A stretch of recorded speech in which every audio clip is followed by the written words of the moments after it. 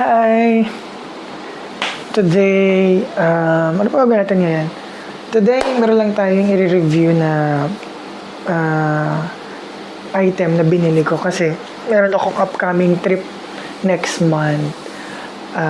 Ito, mag-unboxing lang kasi wala akong makitang unboxing na video sa YouTube. So, subukan natin. Baka may mga interested na bumili at saka gusto nilang malaman kung anong meron dun sa item na to.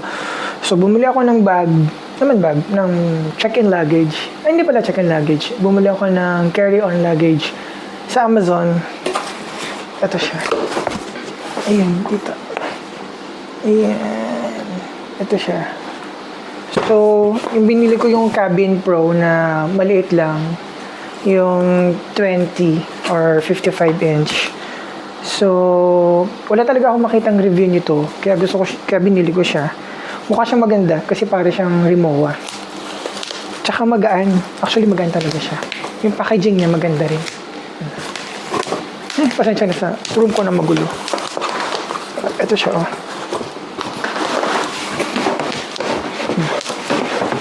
Ayan yung packaging niya, oh. Lagay ko siya dito. Maliit lang talaga siya. Tsaka magaan. So, ma-maximize siya talaga yung mga damit na gusto nyo ilagay dito. Kasi, parang almost, almost wala talaga siyang bigat. Siguro mga 500 grams. Ayan.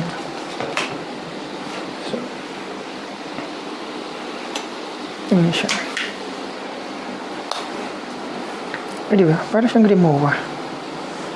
Mukha siyang aluminum pero hindi siya aluminum. Plastic siya. Siguro itong mga to lang. Yung corners. Ayan siya.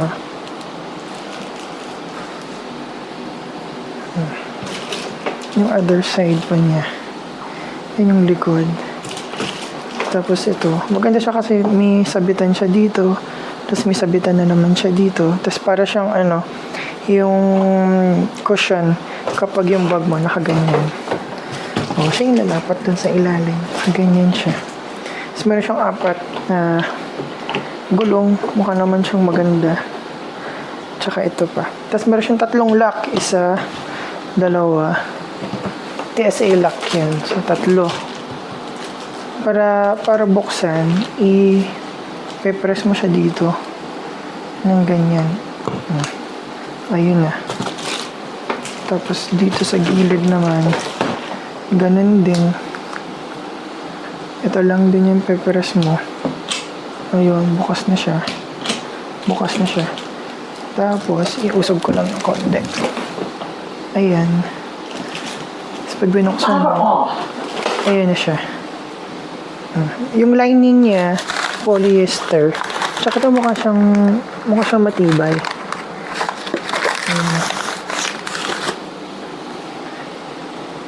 Tapos ito, yung kanyang lock. Ito naman, para sa ito.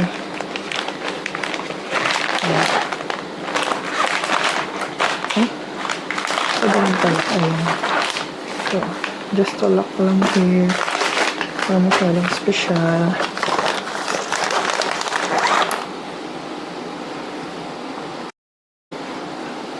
Tapos ito naman, ayan siya. Ito, isang compartment. Tapos dito pa. Pang lang talaga siya, pang carry-on talaga siya. Ganda.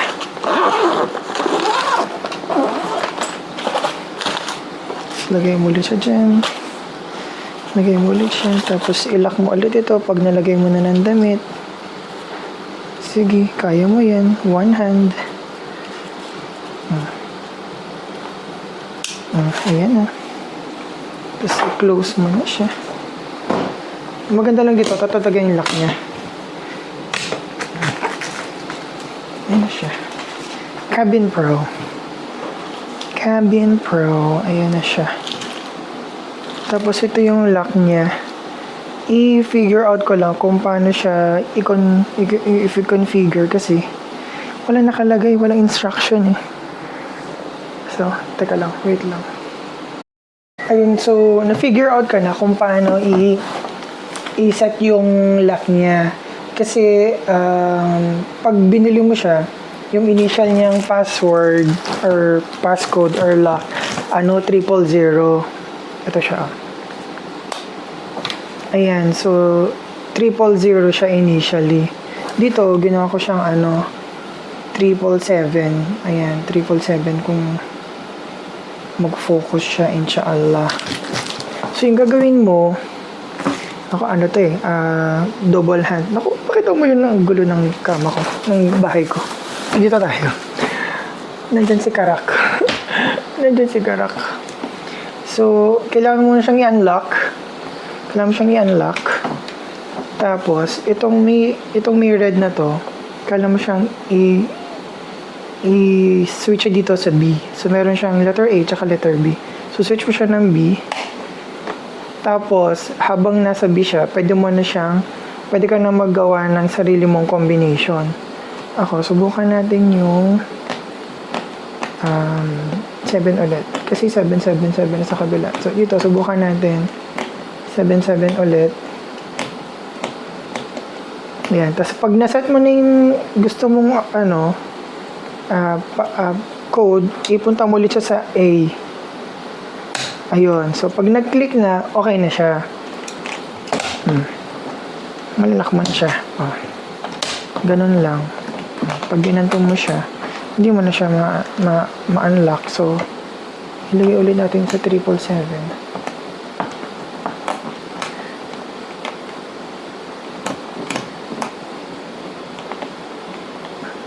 Ayan, 777.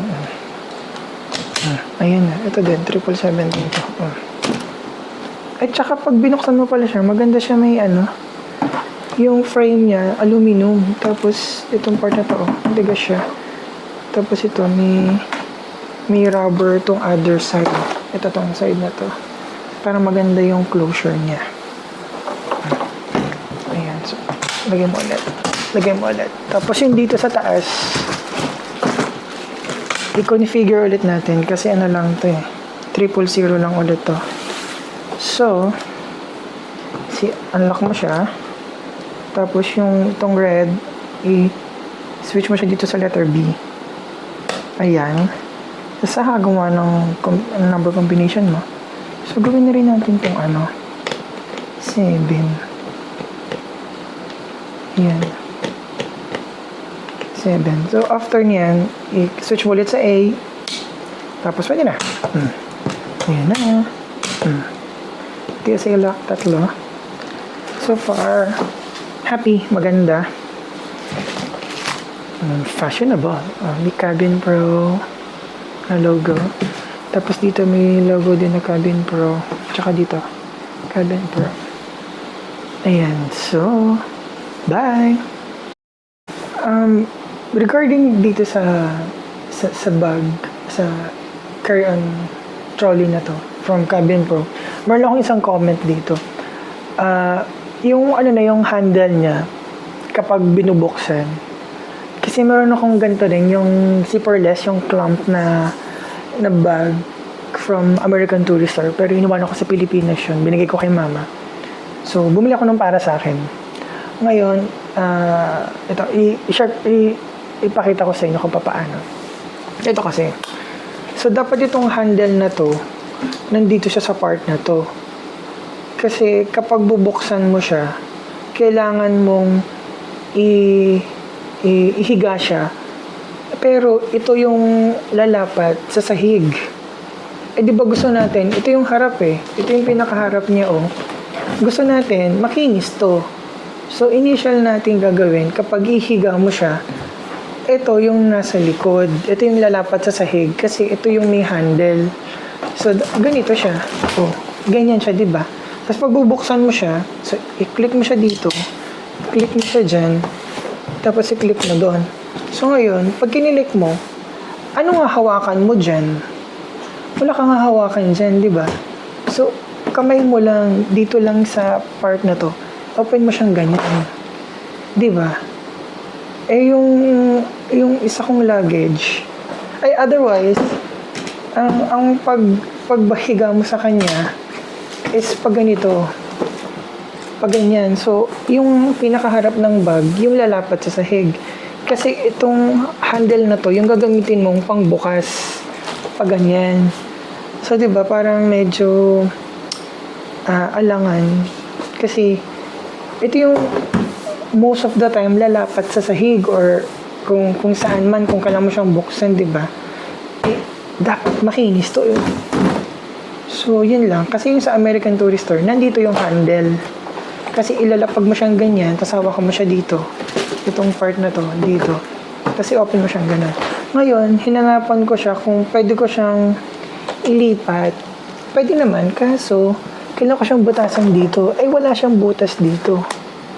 Kasi ito, tsaka yung locks, pwede mo siyang ibaliktad. Pero yung handle mo, talagang dito lang din. So, no choice ka. Paano pag kunyari, naglagay ka ng madaming, nandito yung mga pants mo, tsaka yung mga damit mo. So, ito yung part na mabigat. Tapos, nandito yung mga bulky mo na gamit. So, pag ginanon mo siya, either ang hawakan mo, ito, or from dito ka sa hand, wala kang handle dito eh. So, either, dito lang talaga, iganon mo siya. Otherwise talaga, baliktad mo siya, igaganto mo siya. O, diba? Pag ganon, baliktad lang. Hindi ko alam. Di ba? Yun lang. Yun lang yung pinaka comment ko dito sa bag na to. Pero everything other else is okay.